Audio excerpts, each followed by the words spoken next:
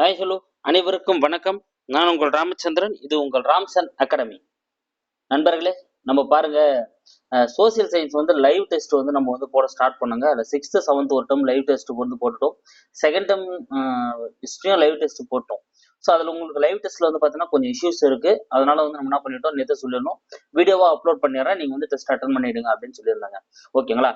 அதன் அடிப்படையில் இன்னைக்கு நம்ம என்ன பார்க்க போகிறோம் அப்படின்னா, 7th செகண்ட் டேர்ம்ல வந்து பார்த்தீங்கன்னா ஜியாகிரபி புவியியல்ல இருக்கக்கூடிய முதல் லெசனான வளங்கள் அப்படின்ற லெசன் தான் நம்ம வந்து பார்க்க போறோம். கிட்டத்தட்ட வந்து 40 கொஸ்டின்ஸ் வந்து இதுல இருந்து எடுத்திருக்கோம். லைன் பை லைனா நம்ம வந்து எடுத்திருக்கோம்.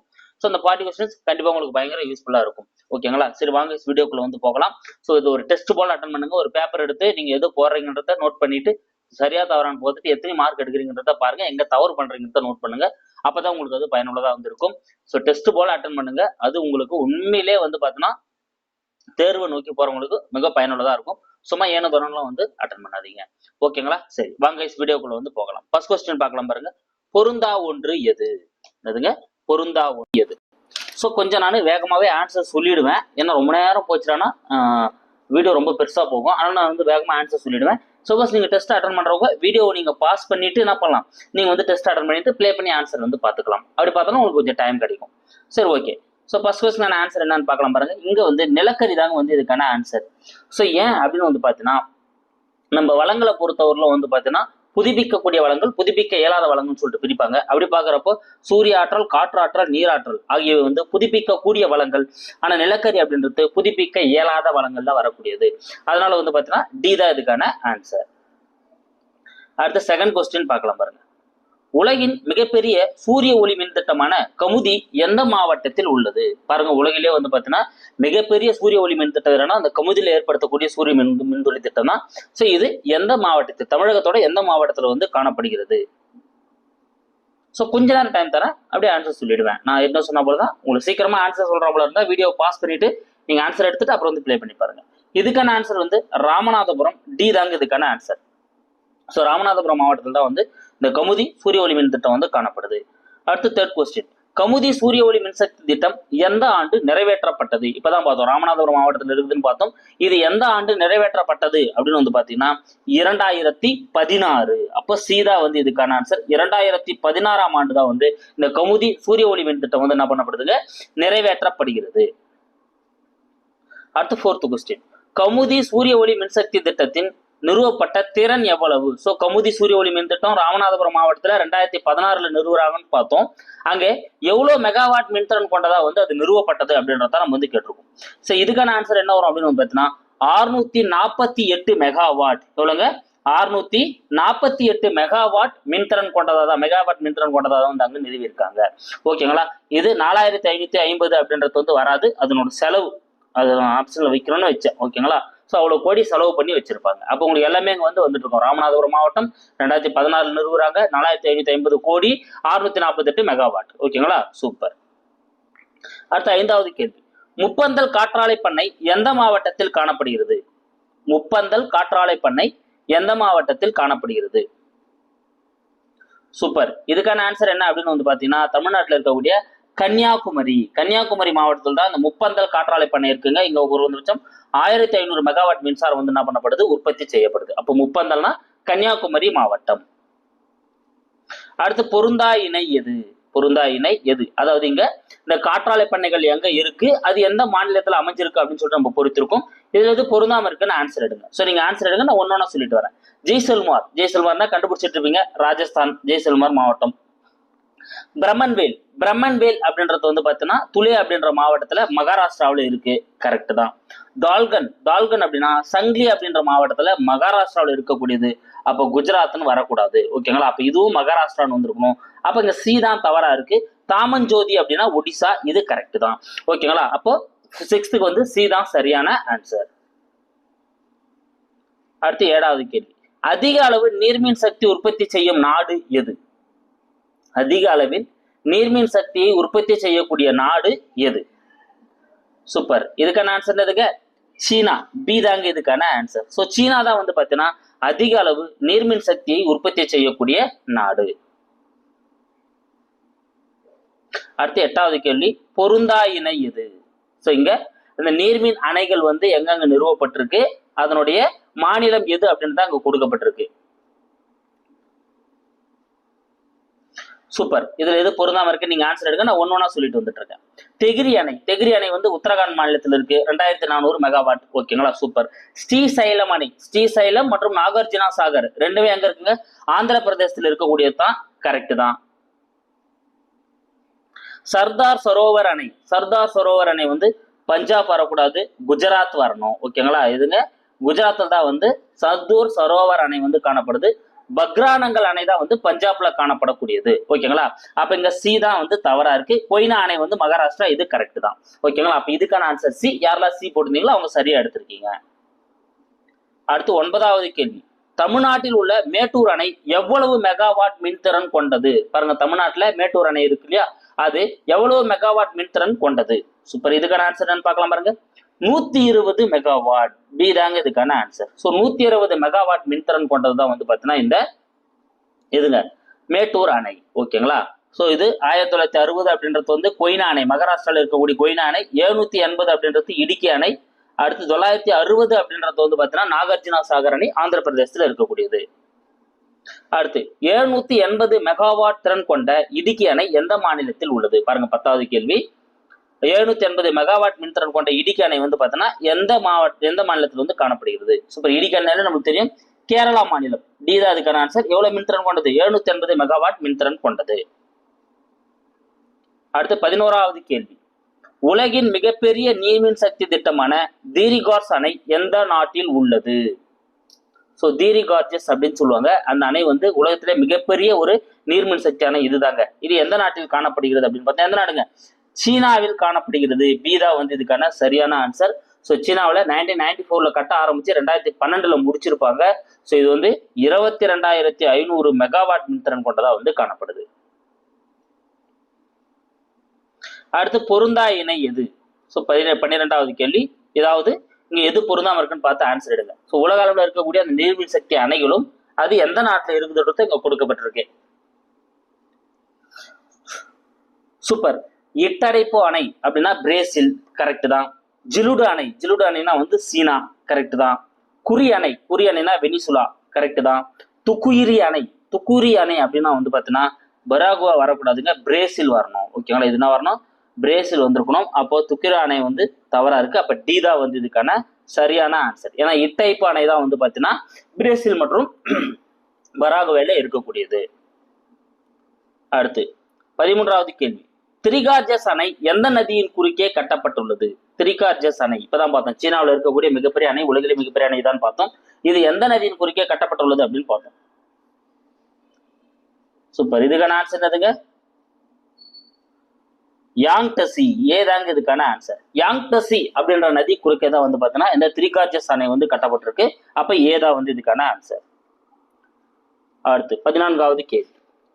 புவியின் மேலோட்டில் பரந்த அளவில் காணப்படும் உலோகங்களில் டேஷ் ஆனது 4வது உலோகம் ஆகும். ஸோ எந்த உலோகம் வந்து புவியோட மேலோட்டில் காணப்படுறதுல 4வது உலோகமா வந்து வைக்கப்பட்டுள்ளது அப்படின்னா எதுல? இரும்பு. ஏதாங்க இதுக்கான ஆன்சர். ஸோ இரும்பு தான் வந்து 4வது உலோகமா வந்து வைக்கப்பட்டிருக்கு. அடுத்து 15வது கேள்வி. இரும்பை வலிமைப்படுத்த சேர்க்கப்படுபவை. ஸோ இரும்பு வந்து பார்த்தீங்கன்னா கிடைக்கிறப்ப இரும்பு தாது ரொம்ப மென்மையானதா இருக்குங்க. அதுக்கப்புறம் தான் அதை என்ன பண்ணுவாங்க, சில பொருட்களை சேர்த்து அடுக்கடுக்கா சேர்த்து கொஞ்சம் வலிமையானதா வந்து மாத்துவாங்க. அப்படி இரும்பை வலிமையாக்க எதை சேர்க்கப்படுகிறது அப்படின்னா கார்பன் மற்றும் மாங்கனீசு. சி தான் வந்து இதுக்கான சரியான ஆன்சர். கார்பனும் மாங்கனீசும் சேர்த்து தான் வந்து இரும்பு வந்து வலிமைப்படுத்தப்படுகிறது. அடுத்து 16வது கேள்வி. தமிழ்நாட்டில் எங்கு இரும்பு தாது கிடைக்கிறது? ஸோ தமிழ்நாட்டுல எந்த இடத்துல வந்து இரும்பு தாது வந்து கிடைக்கக்கூடியதா வந்து இருக்கு? சூப்பர். எங்க? கஞ்சமலை. டி தாங்க இதுக்கான ஆன்சர். ஸோ யாரா டி எடுத்தீங்களோ கரெக்டா எடுத்துருக்கீங்க. தமிழகத்துல கஞ்சமலையில தான் வந்து பாத்தீங்கன்னா என்ன கிடைக்குதுங்க? இரும்பு தாது வந்து அதிக அளவில் கிடைக்கக்கூடியதா இருக்கு. அடுத்து 17வது கேள்வி. மனிதனால் முதலில் அறிந்து பயன்படுத்தப்பட்ட உலோகம் எது? இதெல்லாம் வேகமா எடுத்துருவீங்க நீங்க. மனிதனால முதலில் அறிந்து பயன்படுத்தப்பட்ட உலோகம் எது? சூப்பர். எதுங்க? தாமிரம். பி தான் இதுக்கான ஆன்சர். தாமிரம் தான் வந்து மனிதனால முதலில் அறிந்து பயன்படுத்தப்பட்ட ஒரு உலோகம்.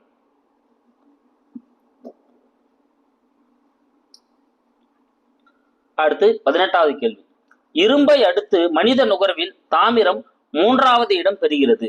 ஸோ இரும்பை அடுத்து இரும்பு டேஷை அடுத்து அந்த டேஷ் எதுன்னு நம்ம கண்டுபிடிக்கணும். இரும்பையும் டேஷையும் அடுத்து தாமிரம் வந்து மூன்றாவது இடத்துல வைக்குது. எதுங்க? இரும்பு மற்றும் அலுமினியம். ஓகேங்களா? இரும்பையும் அலுமினியத்துக்கும் அடுத்து தாமிரம் வந்து மனித நுகர்வுல மூன்றாவது இடத்துல இருக்கு. அப்ப சீதா வந்து இதுக்கான ஆன்சர். அடுத்து 19வது கேள்வி. தாமிர உற்பத்தியில் உலக அளவில் முதலிடம் வகிக்கும் நாடு எது? தாமிர உற்பத்தியில் உலக அளவில் முதலிடம் வகிக்கும் நாடு எது? சூப்பர். எதுங்க? சிலி. பீதா வந்து இதுக்கான ஆன்சர். சிலி நாடு தான் வந்து பார்த்தீங்கன்னா தாமிர உற்பத்தியில உலக அளவில் முதலிடத்தை வகிக்கக்கூடிய ஒரு நாடு.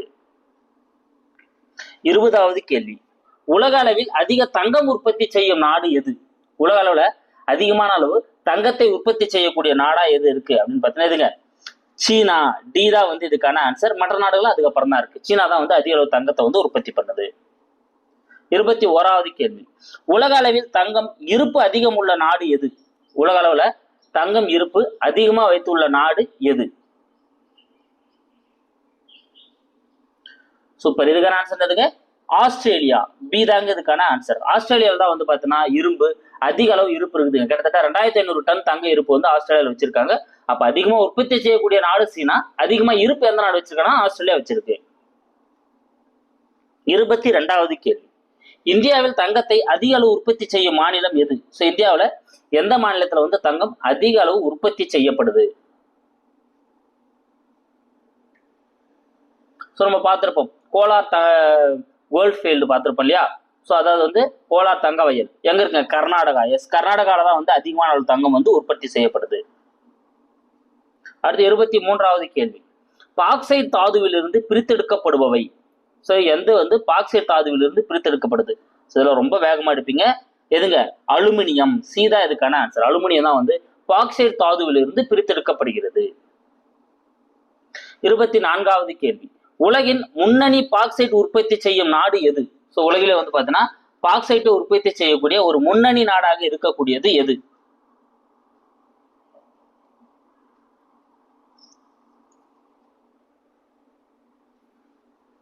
சூப்பர். ஆஸ்திரேலியா. பி தாங்க இதுக்கான ஆன்சர். ஆஸ்திரேலியா தான் வந்து பார்த்தீங்கன்னா பாக்சைட்டை உற்பத்தி செய்யக்கூடிய ஒரு முன்னணி நாடா வந்து காணப்படுது. அடுத்து 25வது கேள்வி. 1/4 பங்கு பாக்சைட் தாது படிவுகள் எங்கு காணப்படுகின்றன? ஸோ உலக அளவில் எடுத்து பார்க்குறப்போ வந்து பார்த்தீங்கன்னா 1/4 பங்கு பாக்சைட் தாது படிவுகள் வந்து எந்த இடத்துல அதிகமாக வந்து காணப்படுகிறது அப்படின்னா கினி. ஓகேங்களா? ஸோ கினியாவில் தான் வந்து அதிகமான அளவு காணப்படுது. அப்போ பி தான் வந்து இதுக்கான சரியான ஆன்சர். கினியா. அடுத்து 26வது கேள்வி. தமிழ்நாட்டில் பாக்சைட் படிவுகள் அதிக அளவில் உள்ள சேர்வராயன் மலை எங்குள்ளது? தமிழ்நாட்டில் பாக்சைட் படிவுகள் வந்து அதிகமா இருக்குது எந்த மலைனா சேர்வராயன் மலை தான். அந்த சேர்வராயன் மலை வந்து எந்த மாவட்டத்தில் காணப்படுகிறது அப்படின்றத கேட்டிருக்கோம். சூப்பர். இதுக்கான ஆன்சர் எதுங்க?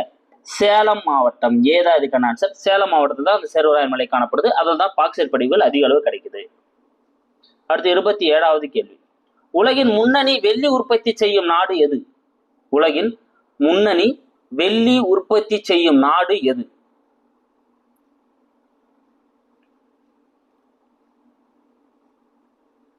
சூப்பர். எதுங்க?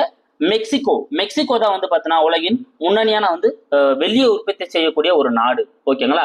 மெக்சிகோ. அடுத்து 28வது கேள்வி. மாங்கனீசு டேஷ் நிறம் கொண்ட ஒரு உலோகம் ஆகும். மாங்கனீசு வந்து பார்த்தீங்கன்னா எந்த ஒரு நிறம் கொண்ட ஒரு உலோகமா வந்து காணப்படுது? சூப்பர். எதுங்க? வெண்சாம்பல். பி தான் இதுக்கான ஆன்சர். ஸோ மாங்கனீசு வந்து ஒரு வெண்சாம்பல் நிறம் கொண்ட ஒரு உலோகம் ஆகும். பி தான் இதுக்கான ஆன்சர். வெண்சாம்பல். 29வது கேள்வி. மாங்கனீசு தாதுக்களுடன் பொருந்தாதது எது? ஸோ மாங்கனீஸோட தாதுக்கள் எதுல இருந்தா மாங்கனீசு கிடைக்குதோ அதான் மாங்கனீஸோட தாதுக்கள் சொல்லுவோம். அப்படி அந்த தாதுக்களுடன் பொருந்தாதது எது? சூப்பர். இதுக்கான ஆன்சர் எதுங்க? டி தாங்க இதுக்கான ஆன்சர். ஏன்னா மஸ்கோவைட் அப்படின்றது வந்து பார்த்தீங்கன்னா மைக்காவின் தாது. இப்போ பெர்லோசைட் அண்ட் சைலோலேமின் அப்புறம் ரோடோக்ரைஸ் இதெல்லாமே வந்து பார்த்தீங்கன்னா மாங்கனீஸோட தாதுக்கள். மஸ்கோவைட் அப்படின்றது மைக்காவோட தாது. அப்ப டி தான் வந்து இங்க பொருந்தாதது. அடுத்து 30வது கேள்வி. மாங்கனீசுடன் தொடர்பற்றது எது? மாங்கனீசுடன் தொடர்பற்றது எது? சூப்பர். மின்சார பேட்டரி தயாரிக்க பயன்படுது. கரெக்ட் தான். அழுக்கு நீக்கும் திரவம். அழுக்கு நீக்கும் திரவத்துல சேர்க்க பயன்படுது. சலவை தூள்கள்லயும் வந்து இந்த மாங்கனீசு பயன்படுத்தப்படுது. மின்முலாம் பூசுதல் தவறுங்க. டி தான் இதுக்கான ஆன்சர். ஏன்னா வெள்ளி தான் வந்து மின்முலாம் பூசத்துல பயன்படக்கூடியதா வந்து இருக்கு. அப்ப டி தான் இங்க வராது, டி தான் இதுக்கான ஆன்சர். அடுத்து 31வது கேள்வி. உலகின் முன்னணி மாங்கனீசு உற்பத்தி செய்யும் நாடு எது? ஸோ உலகிலே முன்னணியா வந்து மாங்கனீசு உற்பத்தி செய்யக்கூடிய நாடா வந்து எந்த நாடு இருக்கு?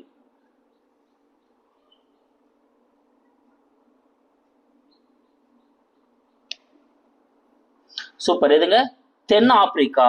பி தாங்க இதுக்கான ஆன்சர். தென்னாப்பிரிக்கா நாடு தான் வந்து பாத்தீங்கன்னா உலகின் முன்னணி மாங்கனீசு உற்பத்தி செய்யக்கூடிய ஒரு நாடா வந்து காணப்படக்கூடியதா இருக்கு. அடுத்து 32வது கேள்வி. மஸ்கோவைட் மற்றும் பயோடைட் ஆகியவை டேஷின் தாதுக்கள் ஆகும். இப்பதான் மேல நான் வந்து அதுக்கு எக்ஸ்பிளேஷன் கொடுத்துட்டேன். ஸோ ரொம்ப வேகமாவே இதுக்கான ஆன்சர் எடுத்துருவீங்க. இது எதனோட தாதுக்கள்? மைக்காவின் தாதுக்கள். ஏதாங்க இதுக்கான ஆன்சர். ஸோ மஸ்கோவைட் மற்றும் பயோடைட் என்பது மைக்காவின் தாதுக்கள் ஆகும். அடுத்து 33வது கேள்வி. மைக்கா உற்பத்தியில் உலக அளவில் முன்னிலை வகிக்கும் நாடு எது? மைக்கா உற்பத்தியில உலக அளவில் முன்னிலை வகிக்கக்கூடிய நாடு எது? சூப்பர். எதுங்க? சீனா. ஸோ தங்க உற்பத்தியிலே சீனா தான் முன்னணி வகிக்குது. மைக்கா உற்பத்தியிலே வந்து சீனா தான் வந்து என்ன பண்ணுதுங்க? முன்னணி வகிக்கிறது. சுண்ணாம்புக்கல் என்பது ஒரு டேஷ். சுண்ணாம்புக்கல் என்பது ஒரு டேஷ். சூப்பர். சுண்ணாம்புக்கல் அப்படின்றது என்னதுங்க? இது வந்து ஒரு படிவு பாறை. ஓகேங்களா? ஏன்னா அந்த விலங்குகள் எலும்பு துண்டுகள்லாம் படிஞ்சு அது மூலமா என்ன பண்ணுது? உருவாக்கக்கூடியதான் அந்த சுண்ணாம்புக்கல். சுண்ணாம்புக்கல் அப்படின்றது வந்து ஒரு படிவு பாறை. அப்ப ஏதா இதுக்கான ஆன்சர். 35வது கேள்வி. போர்ட்லேண்ட் சிமெண்ட் தயாரிப்பில் டேஷ் பயன்படுகிறது. ஸோ போர்ட்லேண்ட் சிமெண்ட் தயாரிக்கிறதுக்கு வந்து எது பயன்படுத்தப்படுகிறது? சூப்பர். சுண்ணாம்புக்கல் தான் வந்து பயன்படுத்தப்படுகிறது. சீதாங்க இதுக்கான ஆன்சர். சுண்ணாம்புக்கல் பயன்படுத்தப்படுகிறது. அடுத்து 36வது கேள்வி. உலகின் பாதிக்கு மேற்பட்ட சுண்ணாம்புக்கல் உற்பத்தி எங்கு நடைபெறுகிறது? ஸோ சுண்ணாம்புக்கல் உற்பத்தி உலக அளவில் ஒப்பிடுறப்போ பாதிக்கு மேற்பட்ட சுண்ணாம்புக்கல் உற்பத்தி எங்கு நடைபெறுகிறது அப்படின்னா எங்கங்க? சீனாவில் தான் நடைபெறுகிறது. அப்ப டி தான் வந்து இதுக்கான ஆன்சர். சீனா. கார்பன் அளவினை கொண்டு நிலக்கரி எத்தனை வகையாக பிரிக்கப்படுகிறது? கார்பன் அளவை கொண்டு நிலக்கரி எத்தனை வகையாக பிரிக்கப்படுகிறது? சூப்பர். 4 வகையாக பிரிக்கப்படுதுங்க. பி தான் இதுக்கான ஆன்சர். 4 வகையாக பிரிக்கப்படுகிறது. Anthracite, bituminous, lignite and peat அப்படின்னு சொல்லிட்டு 4 வகையா வந்து என்ன பண்ணப்படுது? நிலக்கரி வந்து கார்பன் அளவை பொறுத்து பிரிக்கப்படுகிறது. அடுத்து, உலகின் முன்னணி நிலக்கரி உற்பத்தி செய்யும் நாடு எது? உலகின் முன்னணி நிலக்கரி உற்பத்தி செய்யும் நாடு எது? சூப்பர். இது ஒண்ணுதுங்க? சீனா தாங்க. டி தான் இதுக்கான ஆன்சர். ஸோ தங்கமா இருக்கட்டும், அதே போல வந்து மைக்கா உற்பத்தியா இருக்கட்டும், அதே போல சுண்ணாம்புக்கல் உற்பத்தியா இருக்கட்டும், இப்போ நம்ம பார்த்த நிலக்கரி உற்பத்தி எல்லாத்துமே இது சீனா தான் வந்து முன்னிலை வகிக்கிறது.